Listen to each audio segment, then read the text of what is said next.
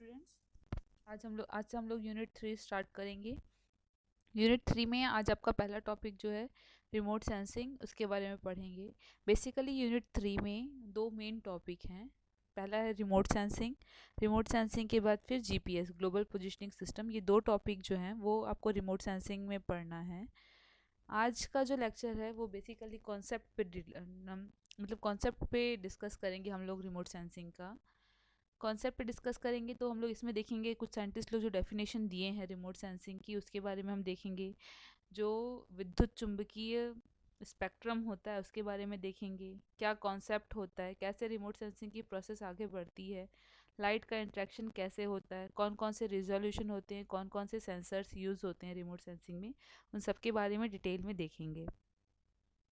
Remote sensing, remote मतलब कि कोई भी चीज़ जो बहुत दूर हो, और सेंसिंग मतलब कि उस चीज़ के बारे में इंफॉर्मेशन गैदर करना। तो रिमोट सेंसिंग एक साइंस भी है, एक आर्ट भी है, जिससे कि हम लोगों को दूर उपस्थित वस्तु के बारे में इंफॉर्मेशन ज्ञात होता है without having any contact with that particular object. मतलब कि किसी भी ऑब्जेक्ट से ऑब्जेक्ट को टच किए बिना उसके बारे में इंफॉर्मेशन गेन करना, ये रिमोट सेंसिंग कहलाता है। इसमें एक ही मेन क्राइटेरिया है कि ऑब्जेक्ट से जो भी सेंसिंग डिवाइस रहता है उसका कोई भी फिजिकल कांटेक्ट नहीं होना चाहिए।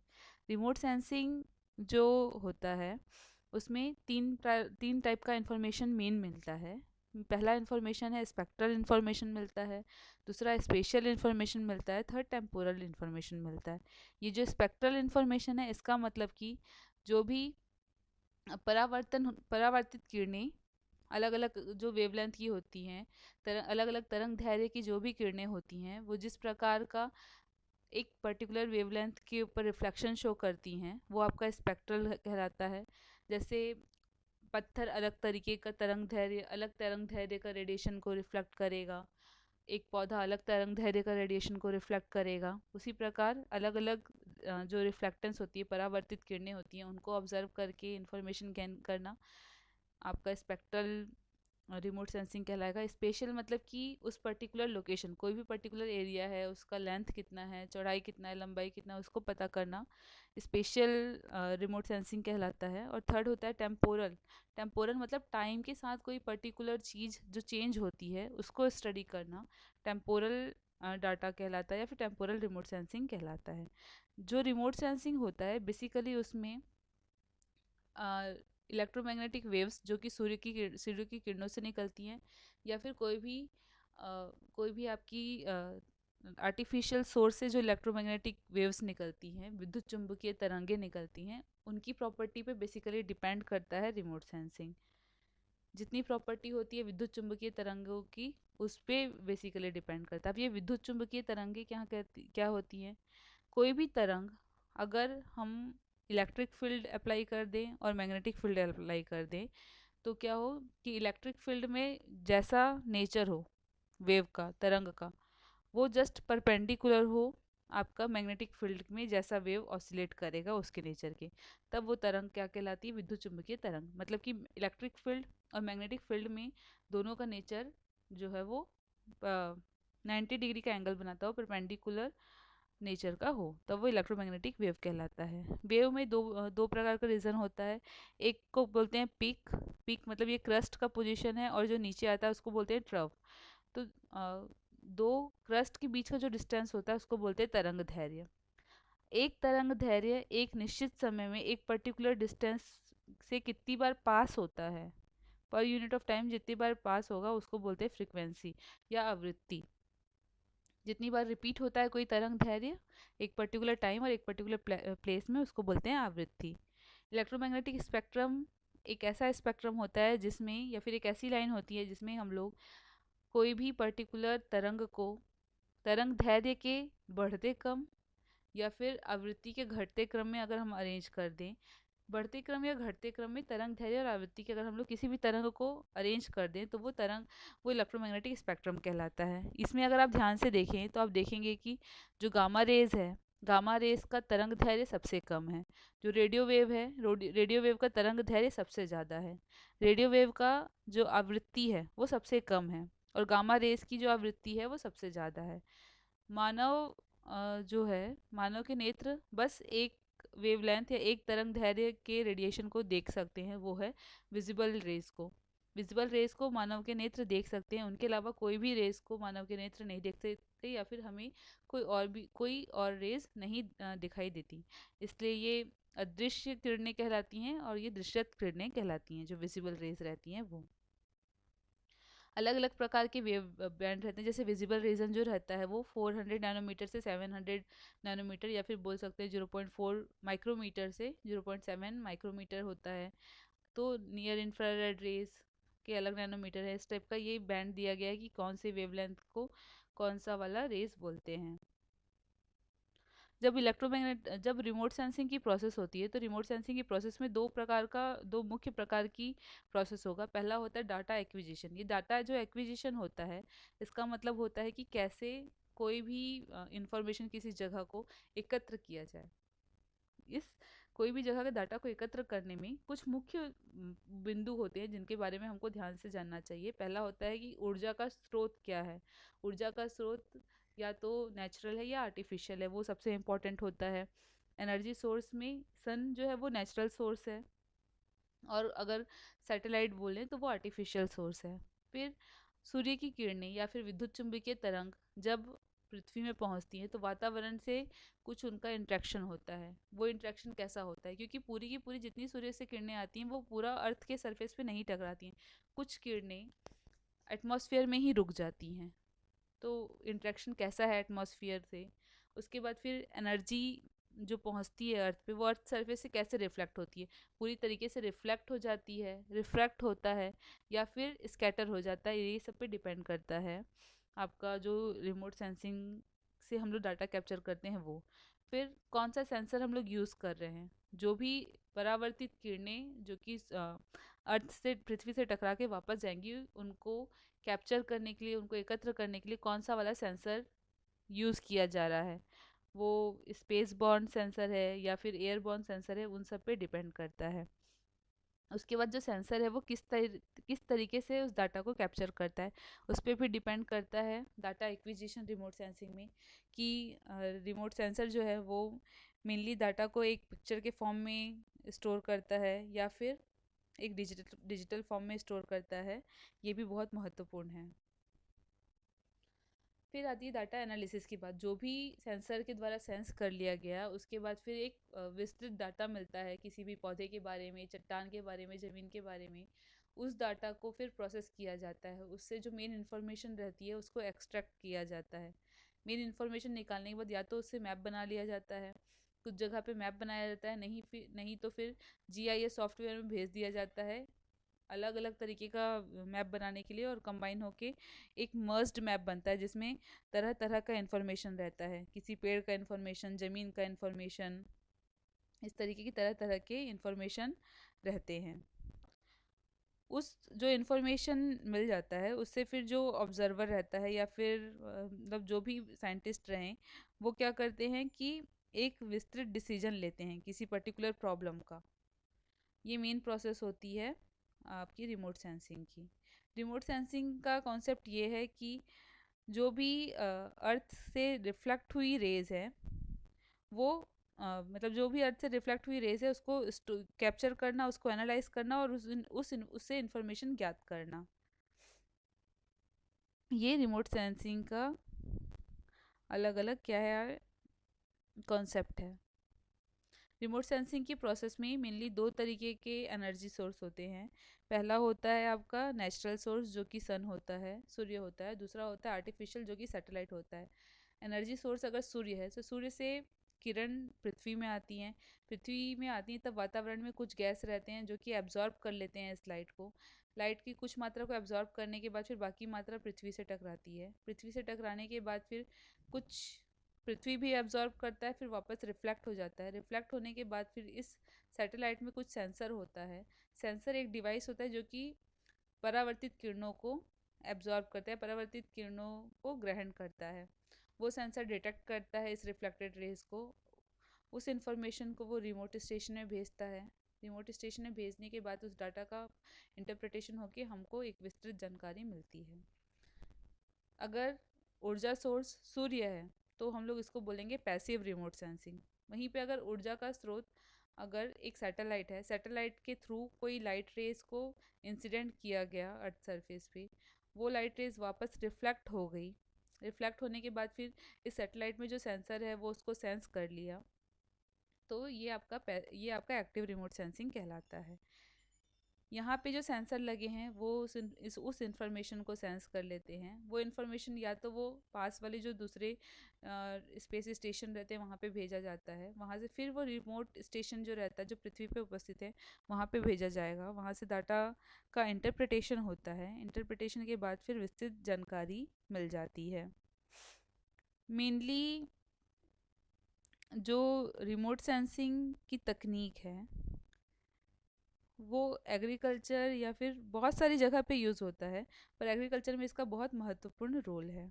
मैंने आपको बताया कि रिमोट सेंसिंग के कॉन्सेप्ट में या फिर रिमोट सेंसिंग के जो सिद्धांत हैं उसमें कुछ महत्वपूर्ण चीज़ है, और रिमोट सेंसिंग से जो भी डाटा मिलता है वो किस किस चीज़ पे डिपेंड करता है। वो डिपेंड करता है कि ऊर्जा का स्रोत कैसा है, ऊर्जा का स्रोत प्राकृतिक है या फिर आर्टिफिशियल है। अगर प्राकृतिक है तो वो पैसिव रिमोट सेंसिंग कहलाता है, और अगर वो आर्टिफिशियल है तो वो एक्टिव रिमोट सेंसिंग कहलाता है। दूसरा ये कि अर्थ सरफेस से कैसा इंटरेक्ट कर रहा है लाइट रेज, जो भी सूर्य से किरणें आती हैं वो किस तरीके से अर्थ से टकराती हैं और कैसा इंटरेक्शन करती हैं अर्थ से, वो मेन इम्पॉर्टेंट है। उसके बाद फिर है एटमॉस्फेयर से कैसे इंट्रैक्शन होता है, जो सूर्य से किरणें आती हैं वो पूरी तरीके से एब्जॉर्ब हो जाती हैं, स्कैटर हो जाती हैं या इंसिडेंट होती हैं अर्थ सरफेस पे, वो इम्पोर्टेंट है। नेक्स्ट इम्पॉर्टेंट है कि कौन सा सेंसर यूज़ हो रहा है, मीन्स अर्थ में जो भी आपका रिफ्लेक्शन होता है उसको कौन से सेंसर से हम लोग सेंस कर रहे हैं, ये मेन इम्पॉर्टेंट थिंग है। दो तरीके का रिमोट सेंसिंग होता है, एक्टिव रिमोट सेंसिंग और passive remote sensing. Passive remote sensing में मेन सोर्स जो होता है लाइट का वो होता है सन। एक्टिव रिमोट सेंसिंग में जो मेन सोर्स होता है लाइट का वो होता है सैटेलाइट। ठीक। पैसिव रिमोट सेंसिंग में मेनली जो रेज होते हैं विजिबल रेज को डिटेक्ट करता है जो सेंसर है, और कुछ रेज जो कि थर्मल इंफ्रारेड जोन में आते हैं उनको डिटेक्ट करते हैं। एक्टिव रिमोट सेंसिंग में मेनली जो यूवी रेज रहती हैं, रेडियो वेव्स रहती हैं, उनको डिटेक्ट किया जाता है एक्टिव रिमोट सेंसिंग में। और जो एक्टिव रिमोट सेंसर्स होते हैं मेनली रडार, सोनार, ये सब एक्टिव रिमोट सेंसर्स होते हैं। पृथ्वी से अगर कोई सूर्य की किरण टकराती है तो वो तीन तरीके से इंटरेक्ट करती है, या तो कुछ जो मात्रा है वो एब्जॉर्ब हो जाता है, शोषित उसके फिर कुछ मात्रा जो है वो रिफ्लेक्ट होता है, कुछ जो लाइट रेज रहती हैं वो ट्रांसमिट हो जाती हैं, एक प्लेस से दूसरी प्लेस पे ट्रांसमिट हो जाती हैं। एटमॉस्फेयर में अलग अलग प्रकार के इंट्रैक्शन होते हैं, जैसे अगर सूर्य से किरणें आई तो जब वातावरण में आती हैं, एटमॉस्फेयर में आती हैं, तो क्या होता है कि एटमॉस्फेयर में कुछ डस्ट के पार्टिकल रहते हैं, बहुत सारे गैसेस रहते हैं, उन सब के द्वारा जो सूर्य की किरणें हैं या तो वो एब्जॉर्ब हो जाती हैं, स्कैटर हो जाती हैं, रिफ्लेक्ट हो जाता है या रिफ्रैक्ट हो जाता है। एब्जॉर्प्शन मतलब कि अगर हम पृथ्वी की बात करें तो पृथ्वी में अधिकतम मात्रा में उपस्थित है नाइट्रोजन, ऑक्सीजन, वाटर वेपर भी कुछ मात्रा में उपस्थित है, ओजोन सबसे पहले उपस्थित होता है। ओजोन क्या करता है, जो सूर्य से यूवी रेज आती हैं उसको एब्जॉर्ब कर लेता है। कार्बन डाइऑक्साइड जो है वो इंफ्रारेड रेज को एब्जॉर्ब कर लेता है, और जो वाटर वेपर रहता है वो मेनली नियर इंफ्रारेड रेज को एब्जॉर्ब कर लेता है और शॉर्ट वेव माइक्रोवेव्स को एब्जॉर्ब कर लेता है। इस तरीके से पूरी मात्रा जो सूर्य की किरणों की है वो पूरा अर्थ में नहीं टकराती हैं, कुछ मात्रा एटमॉस्फेयर में ही रुक जाती हैं। उसके बाद जो एटमॉस्फेयर में वातावरण में उपस्थित डस्ट के पार्टिकल हैं या गैसेस मॉलिक्यूल हैं, कुछ सूर्य की किरणें उन्हीं अणुओं से टकराकर वापस चली जाती हैं स्पेस की तरफ, वो पृथ्वी तक नहीं पहुंच पाती हैं, रिफ्लेक्ट हो जाती हैं, स्कैटर हो जाती हैं। कुछ किरणें अलग अलग डायरेक्शन में स्कैटर हो जाती हैं, जिस डायरेक्शन में आई हैं उसी डायरेक्शन में वापस नहीं जाती हैं। उसके बाद रिफ्रैक्ट हो जाता है, अगर कोई भी किरण जो है वो लाइटर मीडियम या फिर हम लोग डेंसर मीडियम से रेयरर मीडियम में जाएं या रेयरर से डेंसर मीडियम की तरफ जाएं, तो वो अपना डायरेक्शन चेंज कर देती हैं। तो जो स्ट्रेट लाइन में पाथ में चलता हुआ रेज आता है वो कई बार डायरेक्शन चेंज कर लेता है और दूसरे डायरेक्शन में चला जाता है। इस तरीके से अलग अलग इंट्रैक्शन होता है एटमॉस्फेयर के साथ। जो पृथ्वी पे अगर कोई भी किरण टकराती है तो या तो वो वापस सेम डायरेक्शन में रिफ्लेक्ट हो जाता है, परावर्तित हो जाता है, या अलग अलग डायरेक्शन में स्कैटर हो जाता है। एक डायरेक्शन में रिफ्लेक्ट होता है सेम डायरेक्शन में कब होता है? जब अर्थ का सरफेस स्मूथ हो। अगर कोई ऑब्जेक्ट जो कि इरेगुलर है या फिर रफ है, जिसका जो स्ट्रक्चर है वो यूनिफॉर्म नहीं है, तो लाइट रेज डिफ्यूज हो जाती हैं। अगर सेम डायरेक्शन में रिफ्लेक्ट बैक होता है सन रेज, तो हम लोग उसको बोलते हैं स्पेक्युलर रिफ्लेक्शन। अगर अलग अलग रे अलग अलग डायरेक्शन में डिफ्यूज हो जाता है तो उसको हम लोग बोलते हैं diffuse reflection. Sensors mainly reflected radiation को सेंस करते हैं। लेकिन जो सेंसर्स होते हैं, सेंसर बेसिकली डिवाइस होता है जो कि वापस आई हुई रिफ्लेक्टेड रेज को सेंस करते हैं। पर वो क्या चीज़ सेंस करते हैं? जैसे कि इंसान का एक स्पेसिफिक कैरेक्टरिस्टिक होता है, हर इंसान का एक यूनिक कैरेक्टरिस्टिक होता है, वैसे ही हर ऑब्जेक्ट का एक स्पेसिफिक कैरेक्टरिस्टिक होता है और वो खुद उस ऑब्जेक्ट के लिए यूनिक होता है, जिसको बोलते हैं सिग्नेचर्स। अब ये सिग्नेचर कौन सा है? कोई ऑब्जेक्ट का स्पेशल सिग्नेचर होता है, कोई ऑब्जेक्ट का स्पेक्ट्रल सिग्नेचर होता है, कोई ऑब्जेक्ट का टेम्पोरल सिग्नेचर होता है। इस तरीके से 3 सिग्नेचर होते हैं। अब जो सेंसर है वो किसी चीज़ को कितना क्लियरली देख पाए उसको बोलते हैं रिजोल्यूशन। कितनी अच्छे से देख पाए। जैसे स्पेशल स्पेशल रिजोल्यूशन क्या होता है कि अगर किसी ऑब्जेक्ट को हम किसी छोटे से छोटे वस्तु को डिटेक्ट करने की कैपेसिटी स्पेशल रिजोल्यूशन कहलाती है। अगर कोई सेंसर है वो बड़े वस्तु को देख पाए और छोटे वस्तु को डिटेक्ट नहीं कर पाए तो उसका रिजोल्यूशन लो होता है, कम रिजोल्यूशन का होता है। अगर पृथ्वी पर उपस्थित छोटी से छोटी वस्तु को कोई डिटेक्ट कर ले, उसका लोकेशन आइडेंटिफाई कर ले सेंसर, तो वो हाई रिजोल्यूशन कैपेसिटी का होगा, हाई स्पेशल रिजोल्यूशन का होगा। स्पेक्ट्रल रिजोल्यूशन मतलब कि अगर सेंसर दो तरंग दैर्ध्य के बीच का माइन्यूट से माइन्यूट डिफरेंस को आइडेंटिफाई कर ले। अगर तरंग दैर्ध्य 450 नैनोमीटर का तरंग दैर्ध्य टकरा रहा है पृथ्वी से, वो वापस रिटर्न बैक हुआ, तो अगर वो 451 या 452 का तरंग दैर्ध्य हो गया, या फिर 500 का तरंग दैर्ध्य, या फिर 455 का तरंग दैर्ध्य हो गया, उसको भी डिटेक्ट कर ले। माइन्यूट से माइन्यूट डिफरेंस अगर तरंग दैर्ध्य में आ जाए, उसको अगर डिटेक्शन हो जाए, तो वो स्पेक्ट्रल रिजोल्यूशन कहलाता है। अगर किसी स्पेक्ट्रा के बीच में क्लियरली आइडेंटिफाई कर ले माइन्यूट से माइन्यूट डिफरेंस, तो वो हाई रिजोल्यूशन कैपेसिटी का होगा, और नहीं कर पाए तो वो लो रिजोल्यूशन कैपेसिटी का होगा।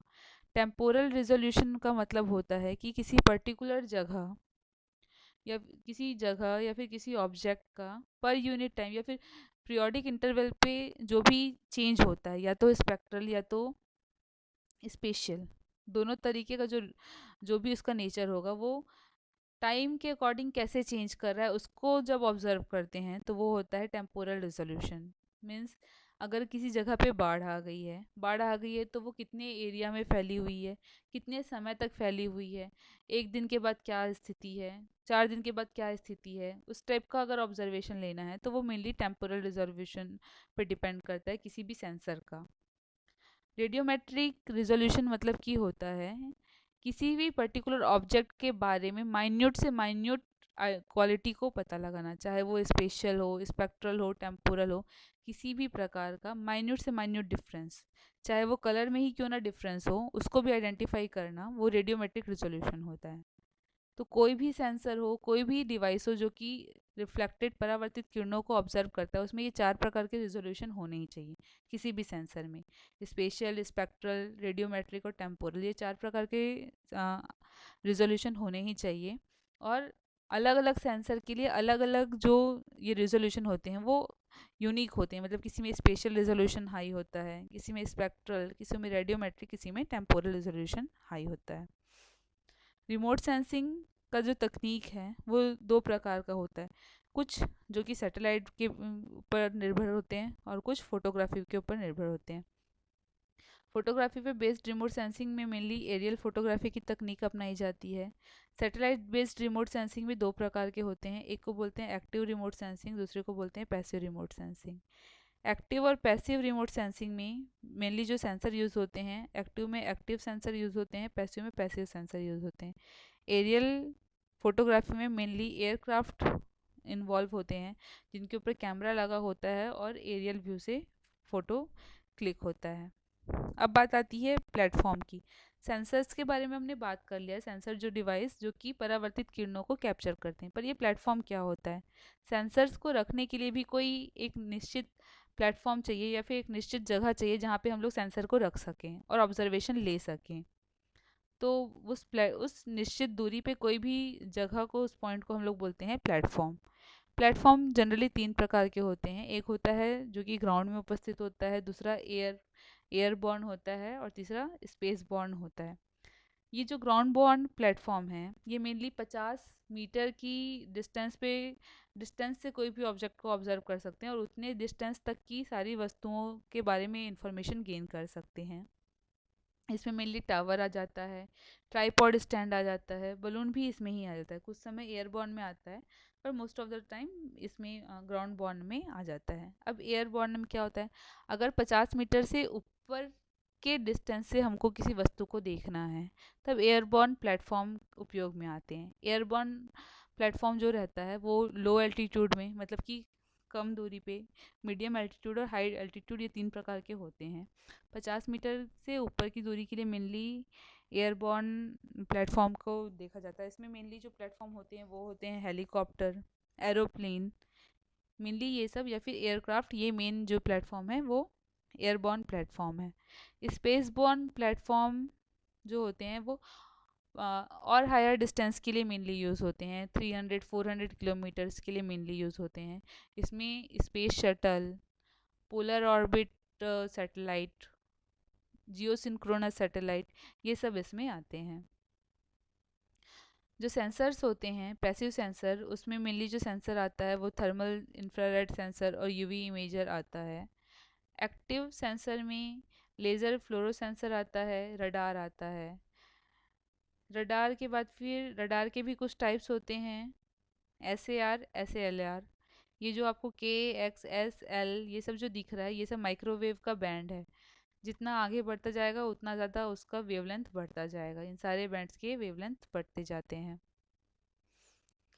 विजिबल रीजन और ये आपका अलग अलग दिया गया है और रेंज दिया गया है अलग अलग वेव्स का, और कौन कौन से इसमें radar system, remote sensing system use होते हैं उनके बारे में बताया गया है। कुछ एडवांटेजेस होते हैं रिमोट सेंसिंग की। हमको किसी बड़े एरिया का इंफॉर्मेशन कम समय में मिल जाता है रिमोट सेंसिंग की तकनीक से। एक डिटेल आइडिया हो जाता है किसी पर्टिकुलर जगह का रिमोट सेंसिंग की हेल्प से। अगर पीरियोडिक इंटरवल पे हम लोगों को इन्फॉर्मेशन लेनी है किसी पर्टिकुलर जगह का, तो वो भी रिमोट सेंसिंग की हेल्प से ईजिली ले लिया जा सकता है।